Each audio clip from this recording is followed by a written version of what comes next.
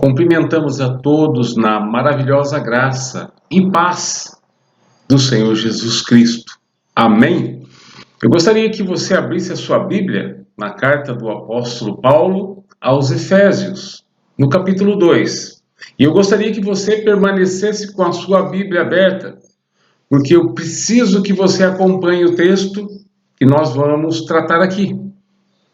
Efésios, capítulo 2, versículos de 1 a 10. Eu vou abrir a minha Bíblia aqui, mas eu vou ler com você apenas os versículos 4, 5 e 9, onde assim diz: Deus, que é rico em misericórdia, pelo grande amor com que nos amou, deu-nos vida juntamente com Cristo, quando ainda estávamos mortos em transgressões. Pela graça, vocês são salvos. Verso 9.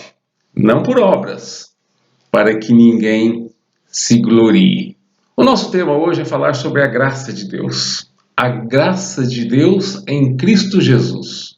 O texto de Efésios, capítulo 2, versículos de 1 a 10, que é o seu exercício para que você leia esse texto aí enquanto a gente conversa e também no momento oportuno. O texto é uma biografia espiritual, ou seja, o estado atual que nos apresenta como eram os destinatários da carta de Paulo. Essa carta que ele envia a Éfeso. Éfeso é o nome da cidade. Portanto, quem mora em Éfeso são os efésios. E ali, Paulo havia plantado uma igreja, havia permanecido por 3 anos ensinando as pessoas ali. Ou seja, discipulando aquelas pessoas ali da igreja. E então Paulo quer agora, um tempo depois, enviar essa carta para que as pessoas possam ressignificar, a igreja possa ressignificar como eles estavam antes de conhecer o Evangelho. E o apóstolo Paulo escreve a Éfeso, a igreja que está em Éfeso, para informar e esclarecer quem eles eram, como eles estavam, e o que Deus fez em suas vidas e quem eles passaram a ser em Cristo Jesus.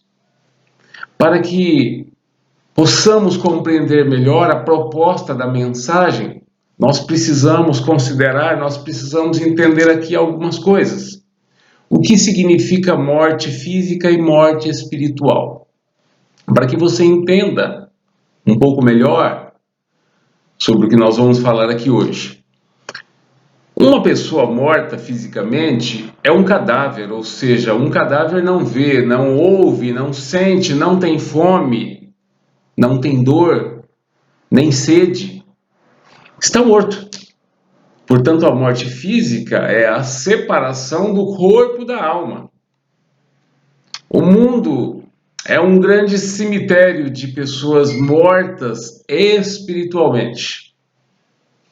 Embora elas estejam vivas fisicamente, estão mortas espiritualmente. Eu explico. Uma pessoa sem Deus, sem o Espírito Santo, é uma pessoa que está morta espiritualmente. Agora nós podemos compreender e entender o porquê das palavras de Jesus, quando naquela conversa com Nicodemos, lá no Evangelho de João, capítulo 3, ele disse que é preciso nascer novamente. E o novo nascimento é a nossa história, é o nosso testemunho de como nós estávamos, quem nós éramos, o que Deus fez em nossas vidas e quem nós passamos a ser em Cristo Jesus. E mais, qual o propósito de Deus em realizar tão extraordinária transformação na vida daqueles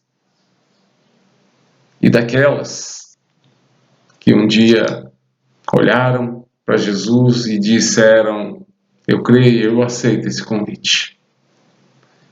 É assim que se evangeliza, é assim que se dá testemunho, contando a nossa história.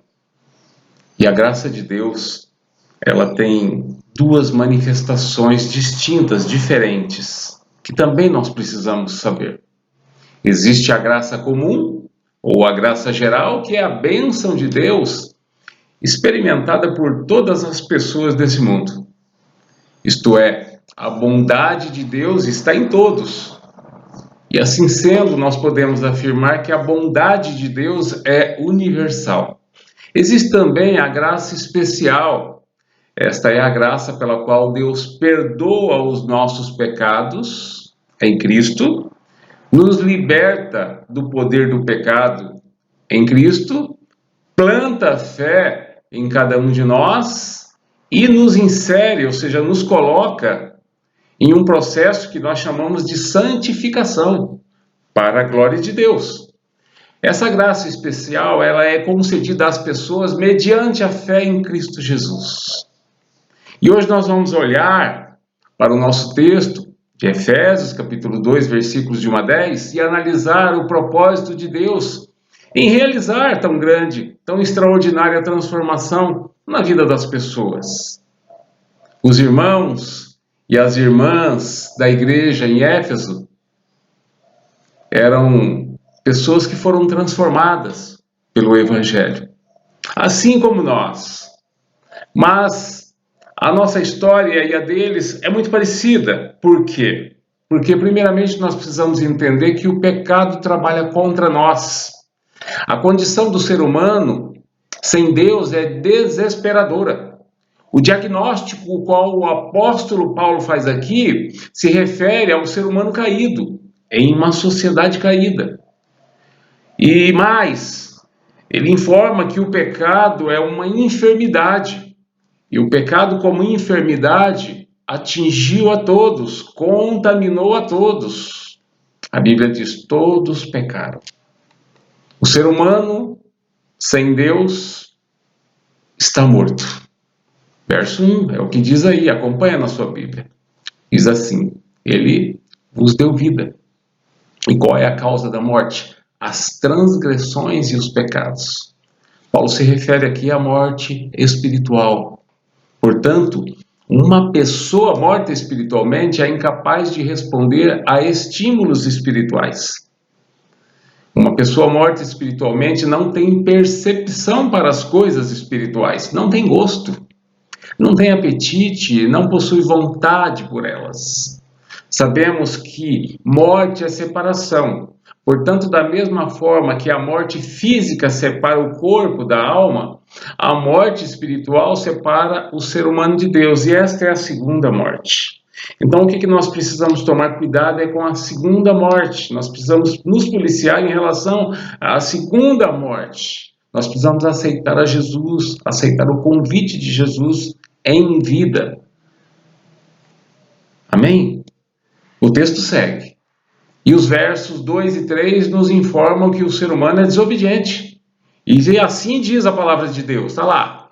Nos quais costumavam viver segundo o curso deste mundo, segundo o príncipe da potestade do ar, no espírito que agora atua nos filhos da desobediência, o diabo, entre os quais também nós andávamos anteriormente, outrora. E é importante saber aqui que há três forças que levam o ser humano à desobediência: o mundo, o diabo e a carne. O mundo aqui não é a natureza criada por Deus, mas sim o sistema vigente nesse mundo, o sistema que impõe, que pressiona, que faz exigências às pessoas para que elas vivam segundo um padrão pré-estabelecido por esse mundo que aí está, esse mundo caído, esses valores contrários. Essa inversão de valores. Por isso precisamos tomar muito cuidado para que não venhamos a nos amoldar a este mundo, a viver segundo os valores deste mundo. A segunda força que eu gostaria de falar com você é o diabo. Ele também é mencionado na Bíblia como um inimigo, o adversário, o ladrão, o violento, o destruidor. Portanto, nós devemos vigiar, estarmos sempre alerta, pois o ofício do diabo, a missão do diabo é tão somente roubar, matar e destruir. Jesus já havia nos alertado. João capítulo 10, versículo 10, nas palavras do Senhor Jesus, a orientação sobre o ofício do diabo ele disse: o ladrão vem somente para roubar, matar e destruir. A carne não é o nosso corpo, é a nossa natureza caída. A carne, ela deseja controlar a nossa mente. Essa vontade, ela deseja nos levar a desobedecer a Deus, a um impulso em nosso interior em fazer o mal. Essa é a carne, essa é a vontade. O mal, ele procede do interior do nosso próprio coração, da nossa mente, sobre aquilo que nós maquinamos, estamos pensando. Então é assim, tá? No ser humano existe o espírito e existe o homem, o antigo homem, o homem não convertido. Nós estamos na carne, nós vivemos neste mundo, mas nós precisamos aqui atentarmos em alimentar o espírito, e quando nós alimentamos o espírito, nós passamos a viver pelo espírito.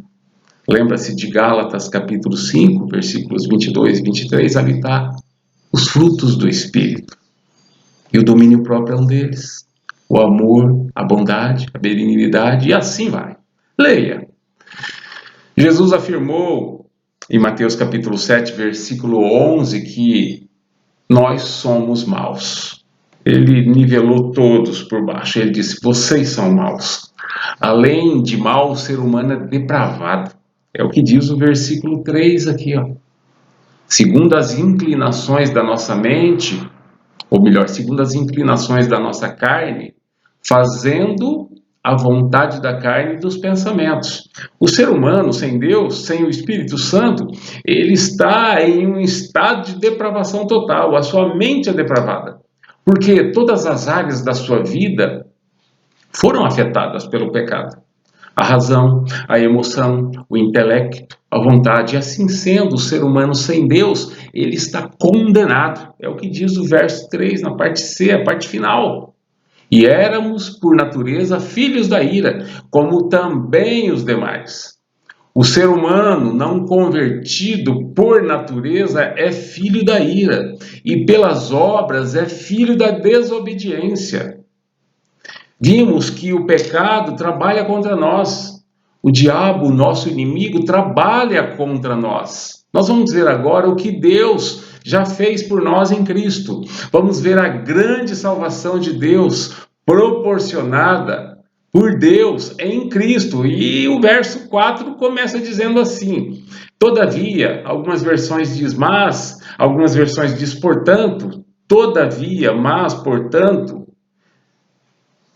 O que aconteceu aqui foi o que é extraordinário, é a graça de Deus que vem ao nosso encontro, ao nosso favor.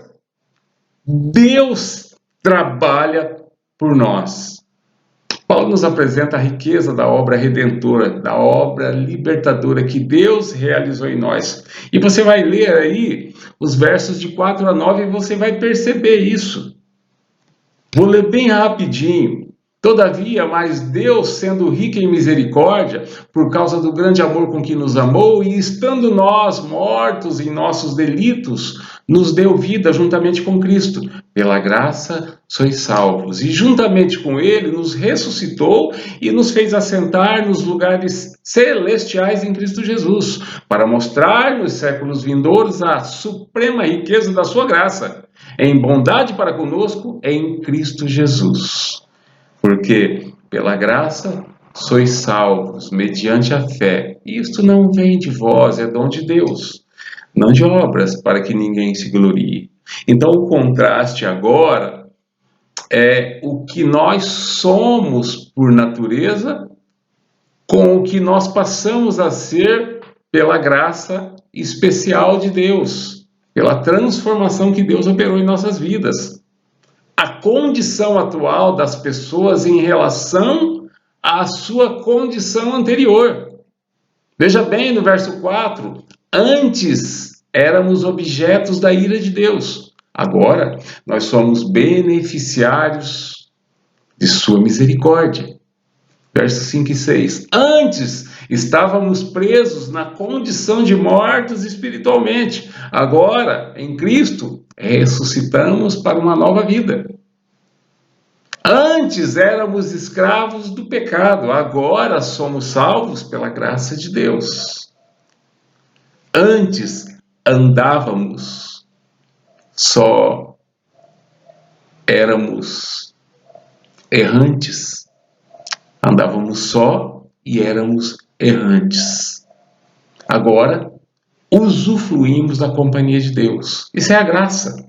Esse é o favor de Deus que vem ao nosso encontro. Esse é o amor incondicional de Deus. Não é pelo que eu faço e também pelo que eu não faça. Deus resolveu amar. É pela graça.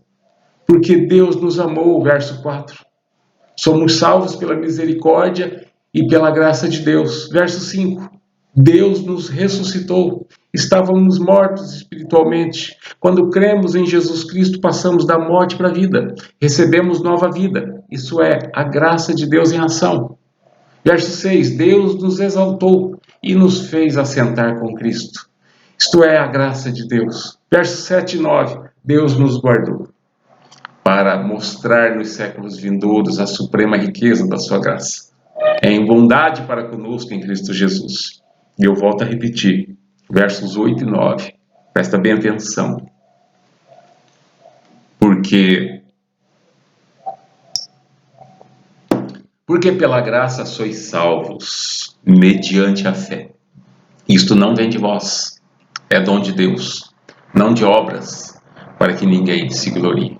Pela graça de Deus em Cristo Jesus, nós estamos livres da ira vindoura. Pela graça de Deus em Cristo, nós somos salvos. A graça é o amor de Deus em ação para conosco.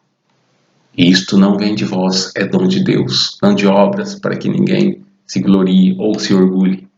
A salvação, ela não pode ser pelas obras, porque a obra da salvação já foi plenamente realizada por Cristo na cruz.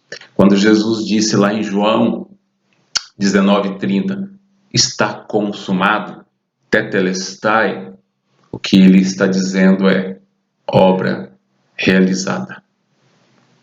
Nós não podemos acrescentar mais nada na obra completa de Cristo.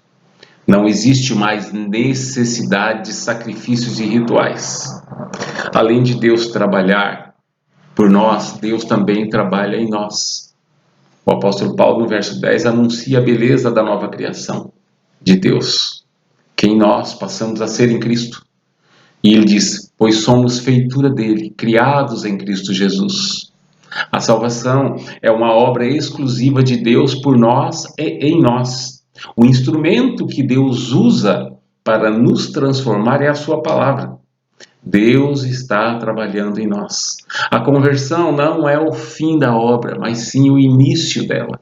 Filipenses capítulo 1, verso 6, ele diz assim aos irmãos da igreja, pois estou convencido de que aquele que começou boa obra em vocês, há de completá-la até o dia de Cristo Jesus. Ou seja, nós estamos em um processo de santificação, crescendo cada dia mais, galgando cada dia um degrau. É a graça de Deus, é pela graça de Deus. O que Deus começou na conversão, ele continua na santificação. E somente será consumado na glorificação. Mas Deus também deseja muito trabalhar através de nós. Para as boas obras, é o que diz o verso 10 na parte final. Para as boas obras, as quais Deus de antemão preparou para que andássemos nelas. Nós fomos alcançados, nós fomos salvos para as boas obras. Tito, capítulo 2, versículos de 11 a 14, diz assim, porque a graça de Deus se manifestou salvadora a todos os seres humanos. O Senhor nos ensina a renunciar à impiedade e às paixões mundanas e a viver de maneira sensata, justa e piedosa. Nesta era presente, enquanto aguardamos a bendita esperança, a gloriosa manifestação de nosso Salvador e Senhor Jesus Cristo. Ele se entregou por nós, a fim de nos remir de toda maldade e nos purificar para si mesmo como um povo particularmente seu, dedicado à prática de boas obras. Eu gostaria de concluir dizendo para você que Deus sabe do nosso passado. Deus conhece você, Deus conhece a mim. Ele nos conhece muito melhor do que nós mesmos. Ele conhece o nosso íntimo. Ele também conhece o nosso presente. E tem algo maravilhoso para o nosso futuro. Ressignificando, relembrando. O ser humano, antes da sua conversão, antes de aceitar Jesus, ele está morto espiritualmente. Está separado de Deus. O ser humano, após a sua conversão, pela graça de Deus em Cristo, tem nova vida, redenção, libertação e remissão de pecados, ou seja, perdão de pecados, pela graça de Deus em Cristo Jesus. De maneira eficaz e irresistível, a graça de Deus na pessoa do Espírito Santo habilita o ser humano, o cristão, a exercitar a fé em Deus, a buscar a santificação e também a realizar boas obras para a glória de Deus. Então a pergunta que fica agora, finalizando, é: o que está impedindo você? O que está me impedindo? Essa é a pergunta muito pessoal, entre você e Deus. O que está me impedindo de aceitar o chamado de Deus e servi-lo? Porque amanhã pode ser um dia em que eu não venha abrir meus olhos. Pode ser que amanhã eu não esteja mais vivo.